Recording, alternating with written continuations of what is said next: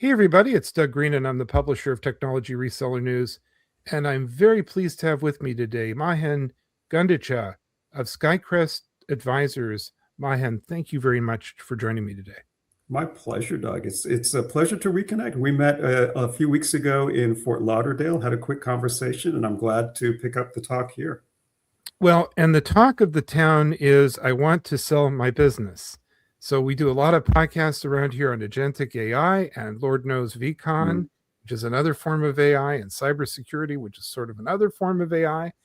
But here we're talking about part of the lifetime goal of a lot of people in our industry, which is to develop a beautiful business and to have as a legacy possibly the ability to sell it properly.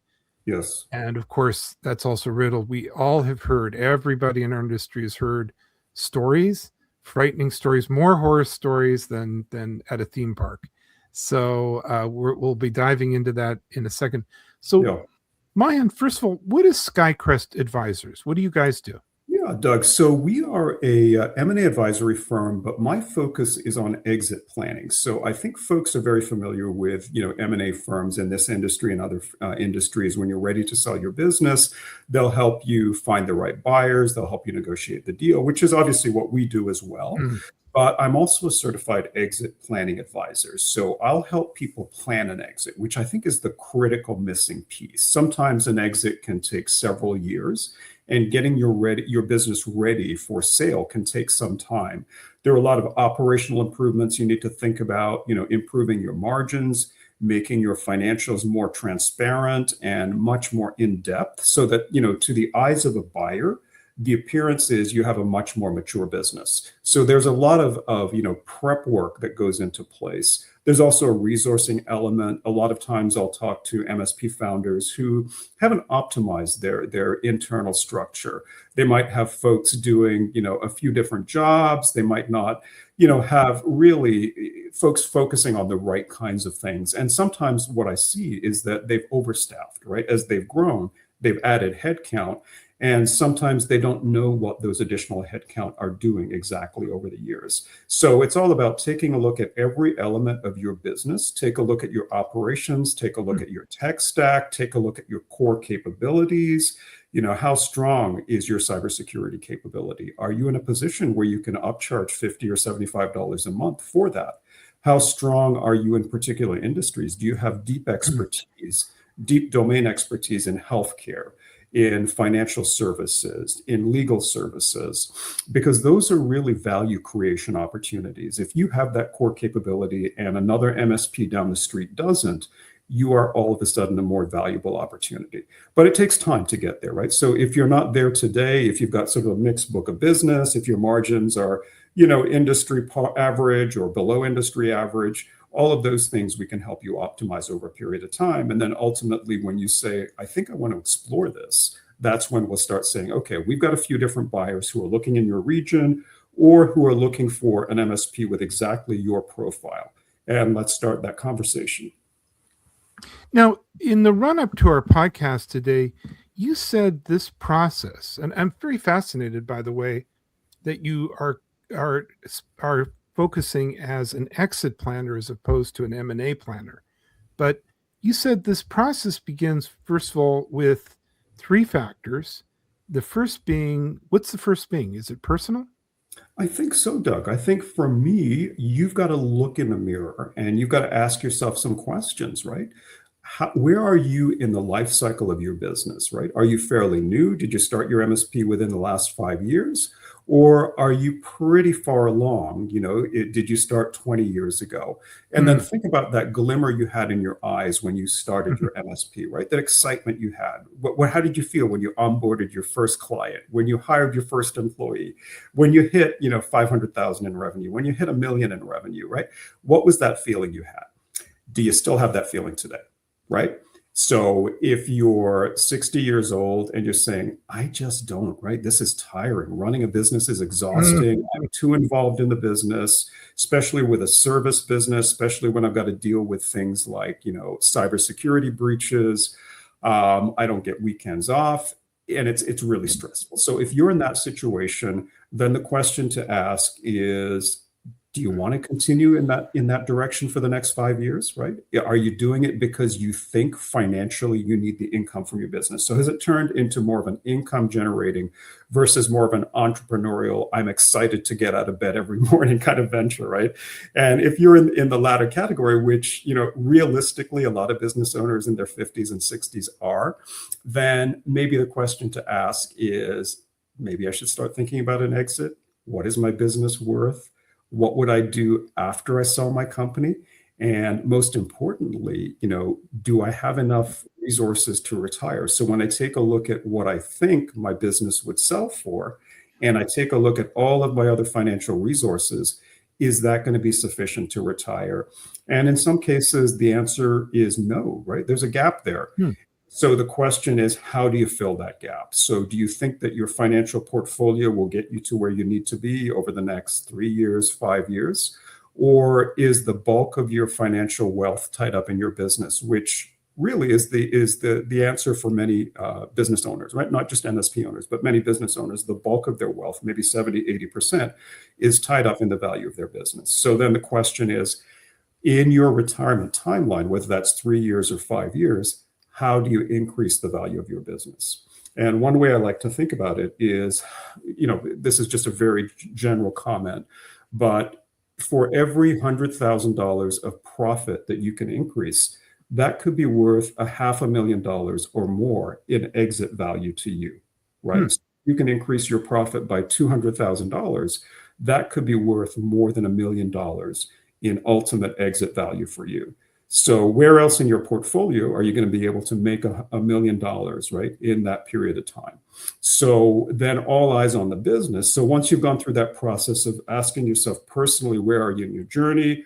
Are you ready to exit? Are there any risks on the horizon that you're not accounting for? Could there be a healthcare issue, whether it's you, a family member, that would pull you out of the business? And if you're pulled out of the business, will the business suffer, right? Are you integral to the business? Are you in a position where every little invoice has to come to you for sign off? And if you're not there, then boy, it's going to slow things down. You have to sign every payroll report, right?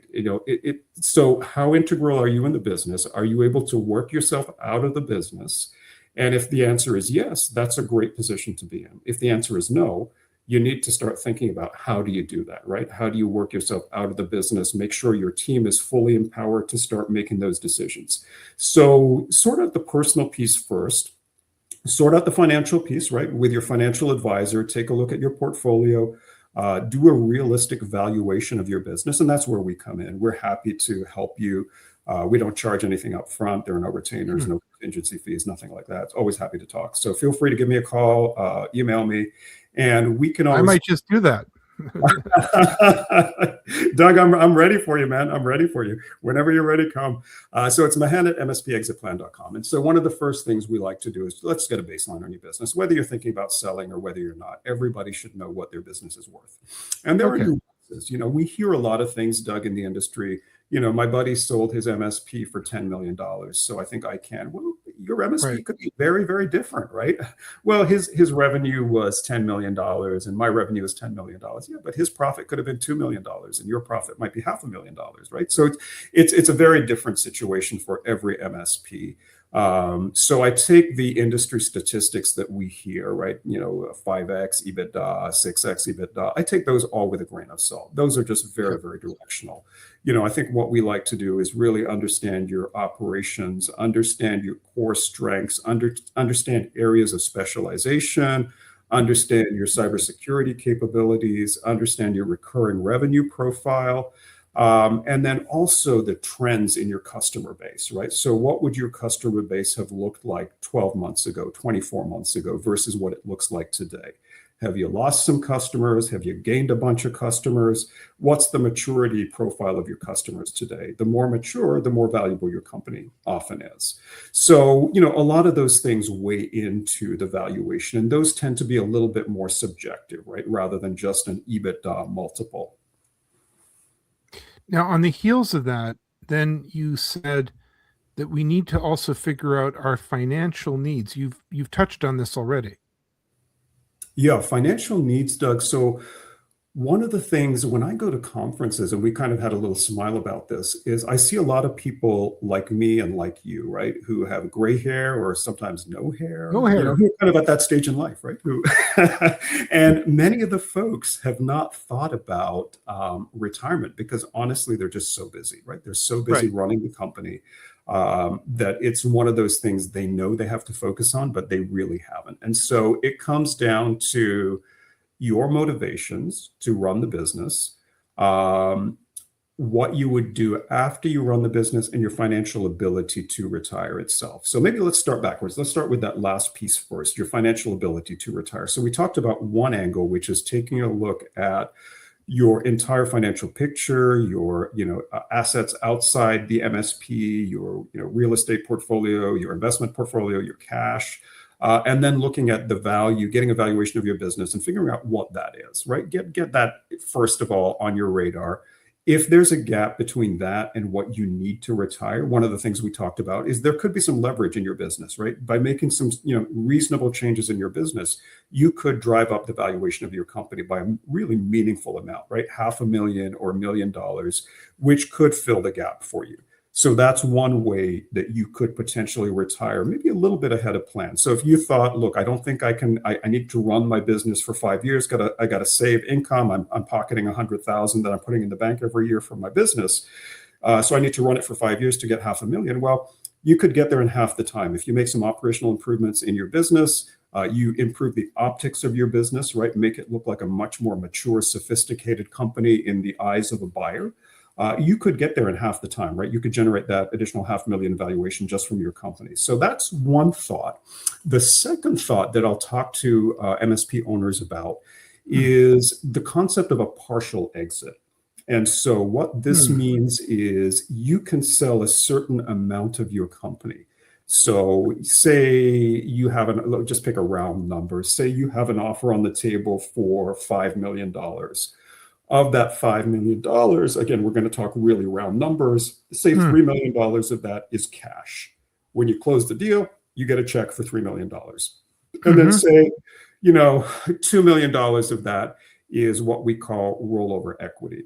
You may not get 2 million, you may get 1 million, but just for simplicity here, say we get 2 million in rollover equity. What that means is you're taking $2 million of the value of your company and investing it in stock of the buyer. Usually it's a private equity firm. It could be a large strategic buyer. And what they will do is give you sort of the equivalent value of their stock. And then over time, as they grow, your stock will appreciate. And sometimes it can appreciate pretty meaningfully, right? It might increase threefold in value, fivefold in value over a reasonable period of time, over 3 years, over 5 years. And that happens, there's sort of this magic that happens in the private equity world. As they do more acquisitions, as their profit increases, their multiple also increases. So assume they bought a bunch of small businesses for 5x EBITDA. They've scaled, they've improved operations, they've taken some costs out of the system, and they've built this really amazing MSP now that's sort of, putting together all of these different pieces that they acquired. That MSP could sell for 10x or 12x or even more. And so there's huge, huge upside, right? Huge value that you're going to get by being part of this new group. The other almost overlooked piece of it is you've immediately de-risked your business and your financial portfolio. So before, 100% of your equity was tied up in your little company. Assume you've got 75 customers, right? So all your equity is tied up in those 75 customers. If you're a typical MSP, it's the typical Pareto principle, right? 20% of your customers generate 80% of your revenue. Sometimes I see one big customer represents 20% of revenue. If that customer leaves, you've got a huge hole in your P&L, right? Your value has just collapsed. However, if you're in this much larger MSP that has, say, 1,000 customers, they lose that same customer, it's irrelevant. It doesn't matter, right? So your 20% is still intact. The 20% that you rolled in their equity is unaffected by that. So you've diversified your risk pretty significantly. A, you've taken a lot of cash on the table, taking a lot of cash off the table, and B, you've diversified your risk by investing in this much bigger platform with a huge number of customers. And Now, that equity could be worth as much as what you got in cash when you closed. with all this going on, you also said the other element is the larger world, the business environment. Yeah. Yeah, that's huge, right? That's huge, Doug. You're on the front line here. I'm sure that the MSP owners and MSP teams that we're talking to today are also seeing that massive technological changes. Things only get more complicated, things only get more sophisticated. And that's the trend I think we're certainly seeing. So we saw, this whole migration to cloud. We saw this whole migration to cybersecurity, at a point where cybersecurity used to differentiate MSPs, right? MSPs were the really good cybersecurity stack, could charge a premium, right? Sometimes 2 or 3x multiple premium over another, MSP. Now what I'm hearing is cybersecurity is almost table stakes, right? Everybody has to have a cybersecurity solution. No customer wants to have to go somewhere else to get their Right. cybersecurity. They want everything under one roof. And now what we're hearing more and more is there's a push to automate processes, to have API integrations all through their technology stack, to have AI processes integrated into their operation. We're seeing some MSPs reduce or even eliminate their level 1 help desk, right? A lot of those activities are automated now. And so it's creating a lot of efficiency in the system, which means that your staffing model in the future may change, right? Your cost structure may change. However, if everybody is doing it at the same time, then the margins will also change, right? So it's not as though you can cut costs out of the system and then command those margins and pocket the difference. I think the margins will decrease over a period of time as that technology improves and it becomes sort of the norm. So that becomes table stakes moving forward. So I think there are a lot of evolutions taking place. And I think going back to our earlier conversation, you as a business owner, say you're in your late 50s and 60s, you have to ask yourself, are you willing to invest in those changes? Because there could be a significant investment, right? So if you want to integrate AI capabilities, there's sort of a base level of spending you need to think about. You might need to bring on specific resources, right? Who are focused just on that. Mhm. And the second piece is, do you have the energy and do you have the time to actually do it? Mhm. So I think looking at all those things that are happening, and that's just the technological sphere. When we look at the business environment, we talked a little bit about this trend. You've got a lot of very, very large, I think I heard the statistic, more than 100 private equity funds out there with available cash who are looking to deploy that cash and buy MSPs. So they're building these platforms we talked about, right? Where they buy a bunch of these smaller MSPs, they'll integrate them, they'll improve the operational maturity of the entire platform, and then ultimately they'll exit at a significantly higher multiple than what they acquired each of those MSPs for. So that trend continues. And then the question to ask yourself is, if my neighbor down the street is acquired by a large private equity firm, what does that mean? Right? So your competitor just increased in scale. They'll have much deeper pockets, so they can do much more marketing. They'll have a deeper bench strength, right? So they'll have more capabilities. They may have expertise in certain areas that you don't currently have. And they may be able to take on a lot of different types of clients, and they want to grow, right? The bottom line is they bought that MSP down the road because they want to use it as sort of a beachhead in your region to grow. And one of the ways to grow is basically capture business from other MSPs. And so if you happen to be in that neighborhood, your clients perhaps are a little bit more at risk, right? So you may have to think about protecting your relationships a little bit more. You may have to think about protecting your employees a little bit more, because I think everyone, as they scale, they're looking for really good, good team members. So the pressure may increase a little bit, from that entire consolidation wave. That's one of the things to think about. And then I think the final thing that comes to mind right now is sort of this concept of the silver tsunami, Doug. And so this is a concept that some of your listeners may have heard of, but it's basically demographics and the aging of the population. So, more and more people in the general population are getting into the 55 plus age group over time. More of those people are business owners over time. I think the stat is something like 2/3 of businesses are owned by people over age 55. And so they'll all be looking to exit at some point. We talked a little bit about the supply-demand situation right now, more demand for really good quality businesses. That could flip, right? In the future, you could have more businesses coming to market, which means buyers have more choice, which means multiples may come down. So, if you're sitting on an MSP right now and thinking, boy, in 5 years, my value can only increase, you may increase the revenue, you may increase the EBITDA number. But if the external environment is putting pressures on the valuation, you may exit at a lower multiple than a lower valuation than what your MSP is worth today, right? That's one scenario. May not play out, but it's certainly a scenario to keep on the radar. I really want to thank you for joining me today. This has been very interesting. There's so much to talk about. We are going to be doing more of these. We're going to be talking about case studies. We're going to be talking about each one of the topics you talked about one by one. But for now, where can people learn more about this important topic, learn more about how to create an exit strategy, more about SkyCrest Advisors? Yes, SkyCrest Advisors. So Mahan Gandecha. So the best way to get in touch, I think you've got it kindly scrolling on the screen, Doug. It's just my first name, Mahan, M-A-H-E-N, at mspexitplan.com. I thought that was going to be easier than putting my company name. So it's Mahan at mspexitplan.com. Would love to hear from you. Happy to give you some sense of what your valuation could be. Everything is confidential. And if anyone is heading out to Las Vegas, the big IT conference, in April, I'll be there. I'll be presenting there. So happy to, make a personal connection.